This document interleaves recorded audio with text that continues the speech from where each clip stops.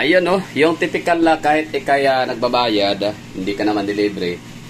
Pero talagang ikaw pa rin ay still magti-thank you, magpapasalamat no. Kaya sa may-ari ng Demorve ha, Demorve, mga kamag-anakan sa inyong pamilya, maraming salamat sa inyong maraming thank you sa inyong napakagandang mission, vision and goals no, na makatulong sa kapwa Pilipino na mga traveler na nasa budget meal no, ano ba tawag diyan, nasa budget tipid hacks no, yung mga nagtitipid. I mean, hindi ba talaga tipid, yung kumbaga parang yung hindi mo na kailangan talagang mag-avail ng mga 3-star to 5-star hotel para maka-avail no, or para maka-experience ng napakagandang relax, napakagandang tulog, di ba, at komportable. So maraming salamat sa inyong inyong napakagandang ideya no, ng inyong business system. Di ba? So ito itong Demorve featuring no. So ito siya ay bakit dito ako lagi nagsistay. Gawa nung napakalapit sa airport, nasa 1-point-something kilometer or 2 kilometer away lang talaga siya sa airport.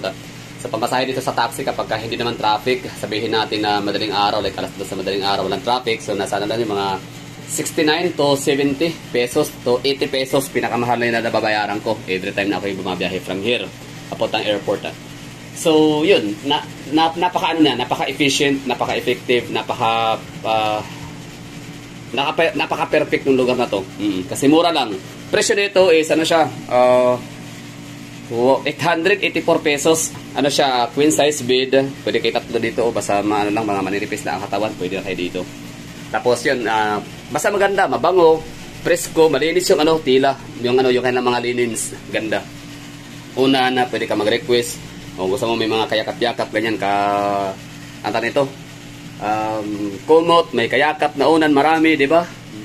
May kayapusan, yun. Bili ka ng unan, ibig ko sabihin extra, 20 pesos lang.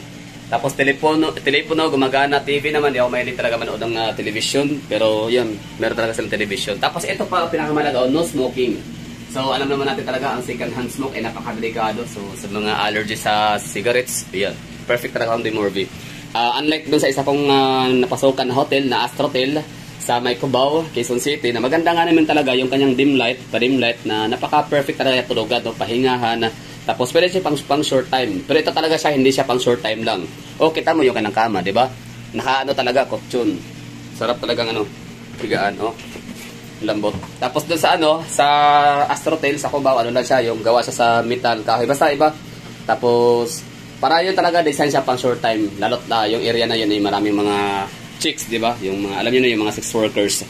So panigurado, yung market talaga nila is para sa mga pang short time lang, 3 hours to 6 hours. So ang inabil ko doon is 12 hours plus nag-extend pa ako ng 6 hours kasi nga parang ayoko nang maghanap pa ng ibang hotel. So doon ako na malagi. Pero yun nga lang talaga, ayaw mag-flash ng inidoro.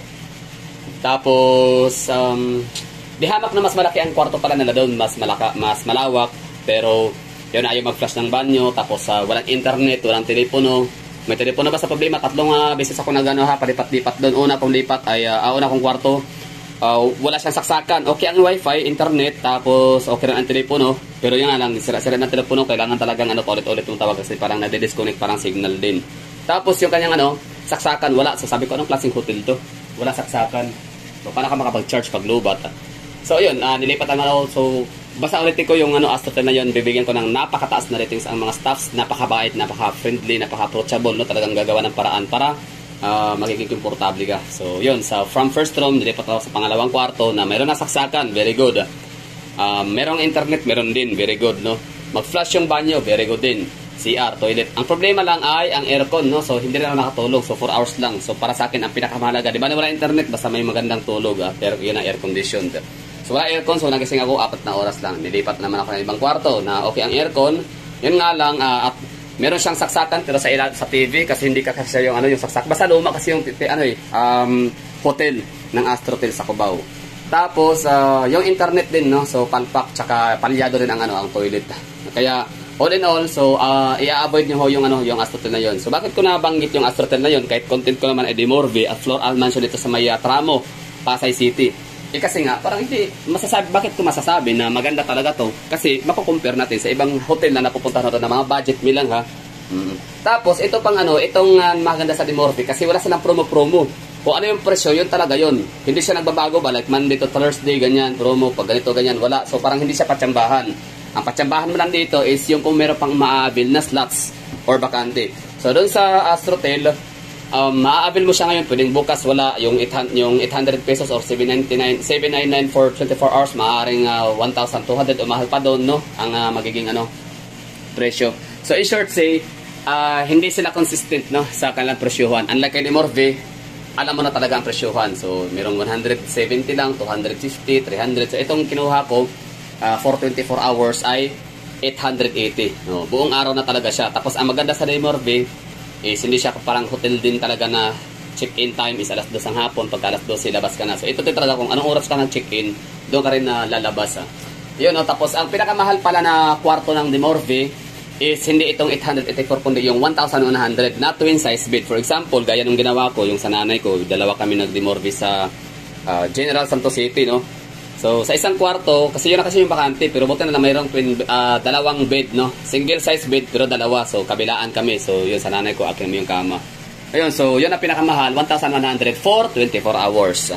Oh, yun sa may Alma yun, ha, Alma Residency sa sa may General Santos City. So dito naman sa Dimorve, Floral Mansion sa may Tramo, Pasay City. So meron din sa twin size bed, so 1,100. Tsaka paalala, reminder ko ulit lagi sa inyo na meron kayo talaga dapat na alat na deposit na 200 pesos. Para saan ho yung 200 pesos na deposit? Just in case na nasira yung telepono, nasira yung remote, nagkaroon ng mancha, di ba? Nagkaroon ng mancha, natapunan mo ng kape or ng ketchup. So, automatically, babawas yan sa iyong deposit. Hindi ko alam kung magkano. Basta, one time, meron akong kasabayang babae na yung kanyang 200 pesos ay hindi na niya nakuha, na-avail, na-claim kasi na it turned out na yung kanyang kamang iniwanan ay may mga dumi-dumi, no? May mga ketchup, ganun. Kung ano ng mga kalat, no, messy, mancha, stain. So, syempre, gagastos ng chlorine, parang ganun. So, kaya, yun ang purpose ng deposit. Yun lang. Tapos, okay ang kanilang pagkain dito. Masarap, no? 99 pesos lang din. Hindi talaga sila overpriced. Meron din silang, sila ng init tubig. Alam mo yung ganun. Tapos, sa banyo naman, okay man ang banyo nila. Wala silang hot and cold shower. Pero, wala silang hot and cold shower, pero, napakaganda ng banyo, napakalinis. Diba? Yun, tapos alakas ng mag-flush talaga ng malinis talaga nila yung kanang toilet. In fairness talaga sa Dimorve. So maraming thank you ulit, ha. If you are watching this, isa ka sa member ng pamilya ng may-ari ng Dimorve.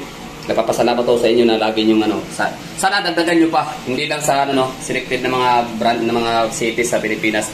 Sana lahat ng mga syudad, no? Kahit pa mga component cities lang man yan or cities and municipalities, sana meron kayo ilalagay. Kasi hindi kayo masisiruhan talaga. Hindi kayo malulugi. Kasi talagang dudumugin itong inyong ganitong negosyo, hotel. Kasi napakamura. At napakaganda pa. Nakakatulong talaga sa madla. Pero window view. Makati.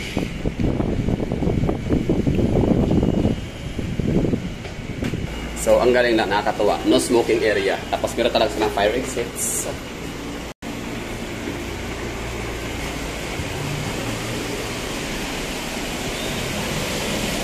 Ito yung EDSA. Yan yung papuntang airport. Diba? Manig ko.